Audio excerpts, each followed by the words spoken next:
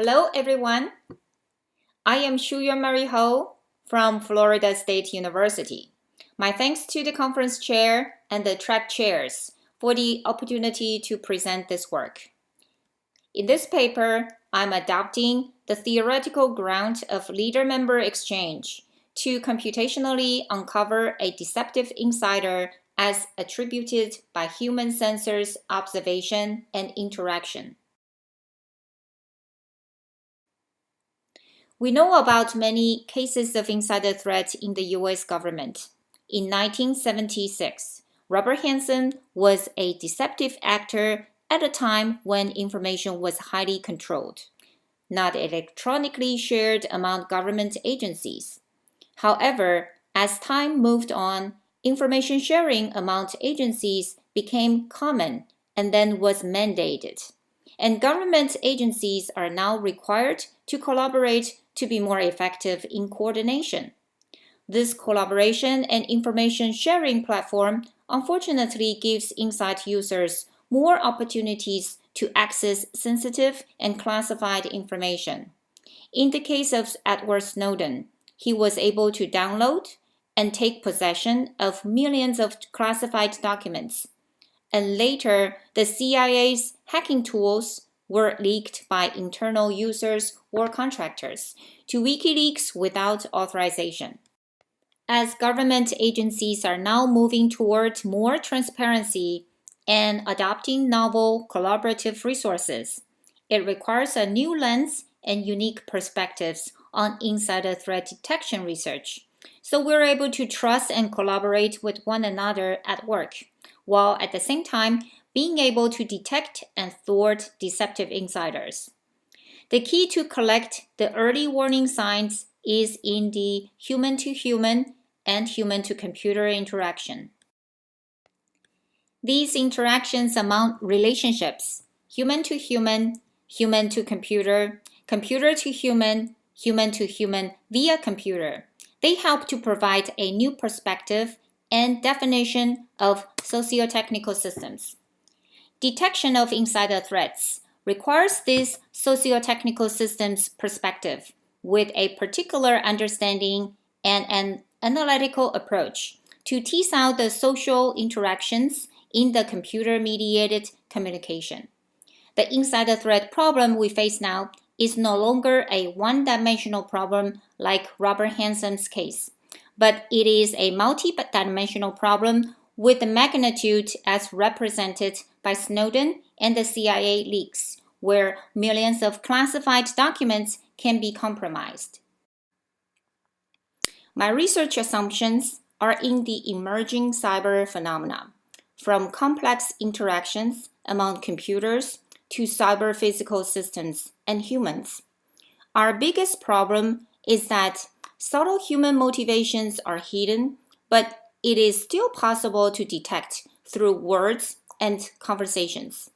And words imply actions and intent of human actors. The intellectual merit of this study proposes a new theoretical framework of human sensors attribution. As the paper proposes, human sensors can collectively react to deception, even when the act of deception is not obvious to any one member in the interaction. This work requires interdisciplinary lenses from information, social, and computer sciences. Ultimately, the dynamics of trust relationships can be understood through the language action cues and trustworthiness attribution. Any unusual or unexpected changes, anomalies, in an individual's behavior or perceived trustworthiness can provide potential clues to the eminence of insider threat activity as attributed by human sensors. These changes in trustworthiness being attributed by human sensors might be considered an early warning signal of insider threat.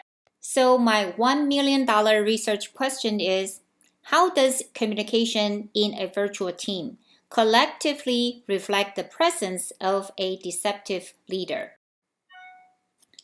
Insider threat is a situation where a critical member of an organization behaves in a way that is against the interest of the organization, generally in an illegal or unethical manner.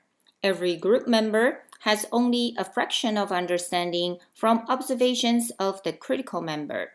And yet, this critical member's motivation and behavior intent is generally not accessible. It is unknown. However, the group members can collectively attribute the quality and trustworthiness of the focal member in question. Without talking too much about the theory of trustworthiness attribution, I have a paper published last year that raised 15 propositions regarding insider threat detection. This current paper is particularly focused on two of the propositions regarding human sensors attribution.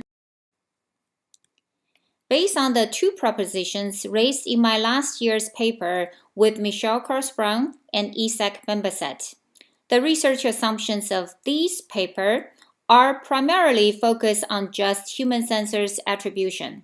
That is, team members can be either geographically co-located or dispersed, and these human sensors in social networks have the ability to collectively react to deception, even when the act of deception itself is not obvious to any one member. Moreover, close interactive relationships are the key to afford the human sensors an opportunity to formulate baseline knowledge about a deceptive insider.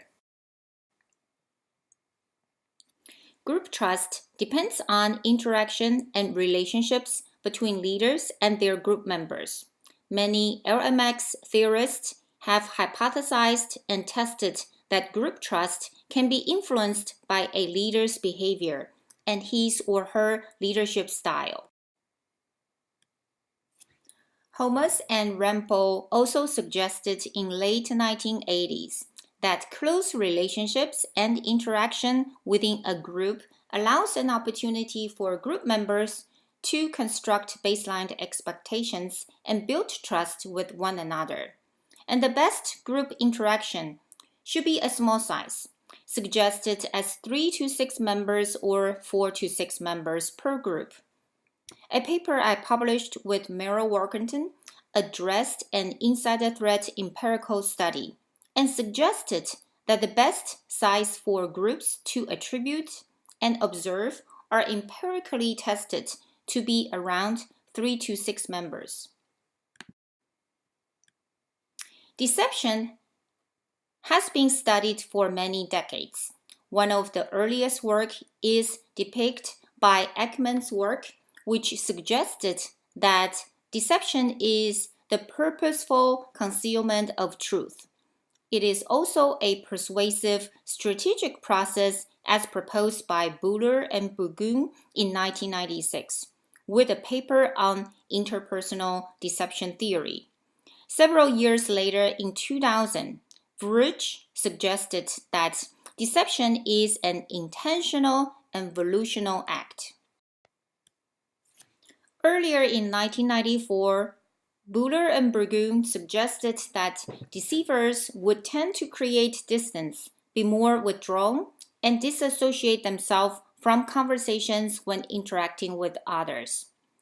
When looking at deceivers' language, Newman and Pennebaker identified that deceivers tend to overuse the sensory or spatial-temporal words, and this would lead them to frequently change the diversity and complexity of language.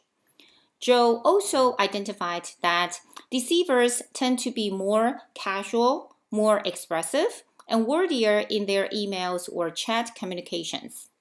Hancock and Bernholtz discovered that deceivers tend to use first-person references and frequently use words of emotion, both positive and negative, and words of inhibition, such as block, constraint, and stop. In insider threat research, Schultz proposed several behavior cues, such as deliberate markers, verbal behavior, and meaningful errors in conversations. Schultz also suggested that the deceivers tend to have certain personality traits. Breitzer proposed a behavioral psychological model, while Brown proposed a certain linguistic cue to be indicative of insider threats. Taylor, on the other hand, suggested some words referring to cognitive processes or cognitive load as being indicative of a deception. Further, Ho's work in 2015 and 2017 built insider threat simulations and collected deceptive leaders' language to compare with non-deceptive leaders' language. In terms of cognitive process, affective process, wordiness, first-person reference, inhibition, and many other words. But very unfortunately, no statistically significant differences were found in these language action cues of a deceptive leader. Because the deceptive leaders are consciously aware of their deceptive intent and tend to be very careful in the words and expressions they chose and express in public. So, we continue to look at studies on language action cues in groups. Taylor examined and suggested that deceivers tend to use more personal pronouns and words associated negative emotions and cognitive processes. Merritt and George suggested that interaction, diverse knowledge base, and distinct perspectives in a group will positively influence deception detection. Moreover, a deceiver will typically strategize to establish credibility by presenting truthful information at first, which may be followed by false information. Merritt and George later explored the motivation, characteristics, and intrinsic factors of deceivers in relations with group members, and found support for the idea that deceivers' diverse strategies to confuse using false information, and that groups in this situation can detect deception better when they are co-located. Giordano and George further suggested the correlation between task complexity with a group's ability to detect deception. That is, groups performing low complexity tasks can detect deception better than groups performing high complexity tasks. Groups with baseline knowledge of each other can detect deception better than groups without baseline knowledge of each other. Based on these theoretical underpinnings, we formulate 3 groups of hypotheses. In each group, there will be one hypothesis formed based on intergroup comparison and one hypothesis formed based on the intra-group comparison. The intergroup comparison is generally to compare treatment groups with a deceptive leader versus control groups without a deceptive leader. The intra-group comparison will tell us how treatment groups work and behave when they have a deceptive leader. So I've said the intra-group comparison will give us more ideas about how groups react to deception. The first group of hypotheses are focused on wordiness and expressiveness. For intergroup comparison, as in hypothesis 1A, we postulate that groups with a deceptive leader will display more words than groups without a deceptive leader. For intra-group comparison, as in hypothesis 1B, we postulate that groups with a deceptive leader will react to deception and show an increase of word counts when the deception is active. This means that the group senses deception by expressing more words. Likewise, the second group of hypotheses are focused on cognitive process. For the intergroup comparison, as in hypothesis 2A, we postulate that treatment groups with a deceptive leader will display fewer cognitive processes than control groups without a deceptive leader.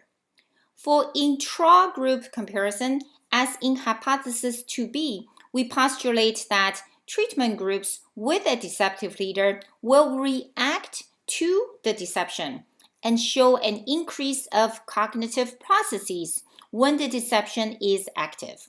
This means that the treatment groups senses deception by expressing more cognitive processes.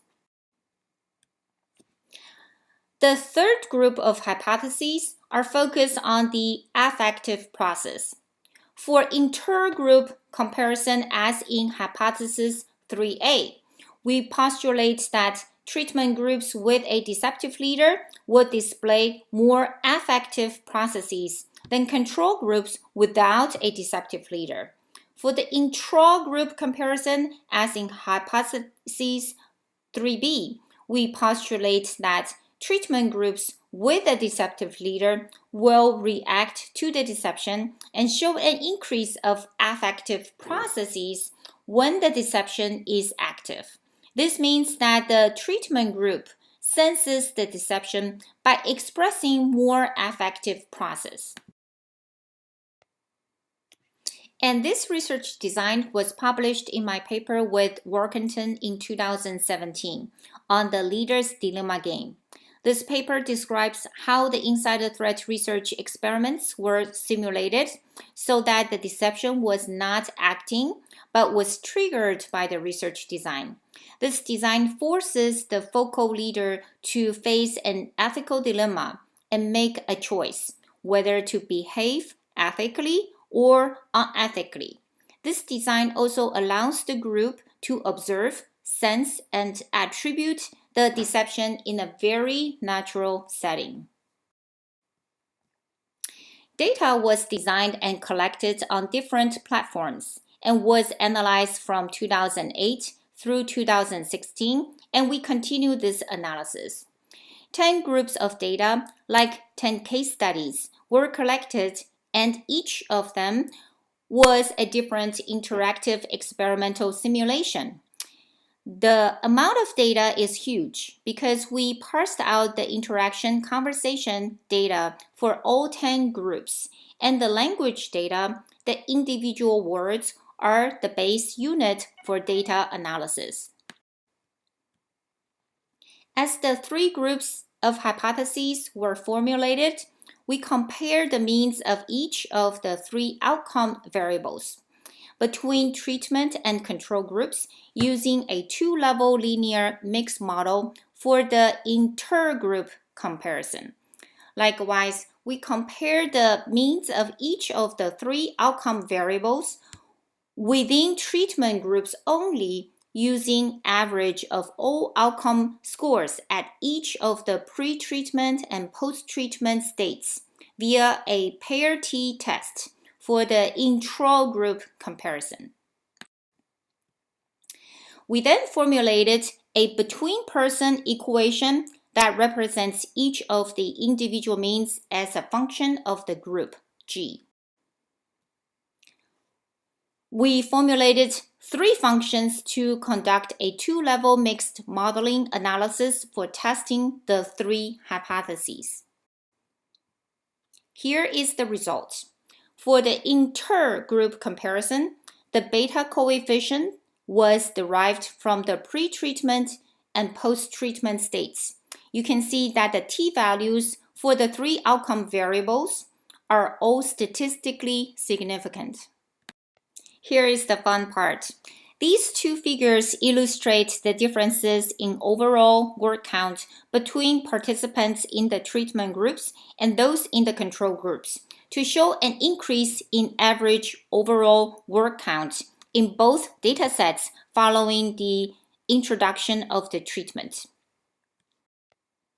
To answer hypothesis 1a, intergroup comparison, the multi-level model analysis did not have sufficient evidence to support hypothesis 1a for both datasets.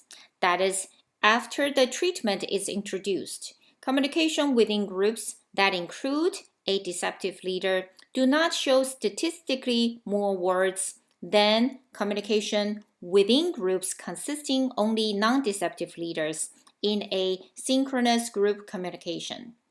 To answer hypothesis 1b, intra-group comparison, we use a pair t-test to examine whether the word count will increase after the treatment was introduced within the group.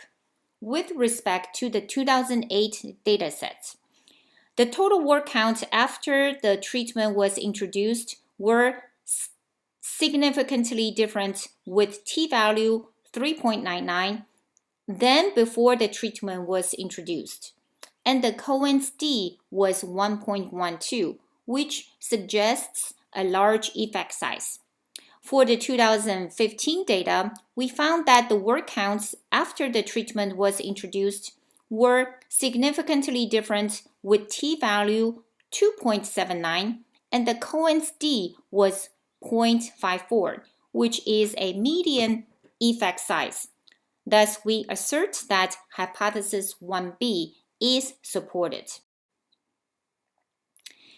These two figures illustrate the differences in word use associated with cognitive process between participants in the treatment groups and those in the control groups. To answer hypothesis 2a, intergroup comparison, we speculate that the reason these results different between the datasets is the possibility that the different deception types were interpreted differently between the 2008 and 2015 treatment groups. Thus, we submit that hypothesis 2a is supported. We answer hypothesis 2b by comparing the two datasets separately with an intra-group comparison. For the 2008 dataset, we found that there was a significantly different number of cognitive process-related words used after the treatment was introduced, with t-value 8.02 than before the treatment was introduced. And the Cohen's d was 1.99, which refers to a large effect size. For the 2015 data, there was also a statistically significant difference in the number of cognitive process-related words used after the treatment was introduced, with t-value 6.82, and the Cohen's d was 1.31, indicating a large effect size. Thus, we assert that hypothesis 2b is also supported. Based on these two figures, the average change trajectory for the treatment and control groups starts virtually at the same point. The use of affect words during the treatment shows an increase in both treatment and control groups in both datasets. After the treatment was introduced, the 2008 dataset reflects a steady increase in use of affect words in the control groups, while the treatment groups show a slight decline. However, the treatment groups in 2015 datasets use more affect-related words than the control groups post-treatment. Thus, we do not have sufficient evidence to support hypothesis 3a. The hypothesis 3b can also be answered by comparing the two datasets separately. The t-test results of the 2008 dataset support the conclusion that there was a significant difference in usage of affect-related words after the treatment, with t-value 4.94 than before the treatment, and the Cohen's d was 1.27, which indicates a large effect size. The result of the 2015 datasets also showed an increase of affect process after the treatment with the t-value 10.64. This result supports the same conclusion, and the Cohen's d was 2.23, indicating a large effect size. Thus, we assert that hypothesis 3b is supported with respect to both datasets. Groups that include a deceptive leader do in fact display an increase of affect after the treatment was introduced, and the leader has initiated a process of deception. Based on the intergroup comparison, hypotheses 1A and 3A are not supported, and only hypothesis 2A is supported. This is not surprising because the group dynamics did not pick up on the behavioral changes of the deceptive leader after the treatment was introduced, and the leader was influenced to betray their group. This also means that the deceptive leader's communicative intent was hidden in the threads of communication, which matches our findings that when treatment groups sense deception, they display and reflect fewer words associated with cognitive processes as compared with control groups without deception. When we do the intra-group comparison for treatment groups, all three hypotheses are supported. This is a very encouraging result. Let me explain this further. When we compare groups' reaction to deception, that is, we compare before and after the treatment was introduced, treatment groups show more word counts, more discussions, reflecting more cognitive load in the discussions, and more affective process after the leader was compromised to deceive and betray. In conclusion, we know that trust is essential in organizations and in group communication. When trust is violated and betrayed, this becomes an insider threat problem that is very complex to detect because no one knows when the deceptive acts began. The leader-member exchange explains the underpinnings of detecting the insider threats. This research identifies a computational mechanism and informs an algorithm that is based on the theoretical ground of trust and trustworthiness attribution to identify deception in a deceptive leader. This research can further lead to development of a socio-technical system using technical approaches and solutions to help us computationally recognize early warning signs of deception. Thanks for being here. If all the technical challenges have been addressed, I'm live on Skype and ready to take your questions.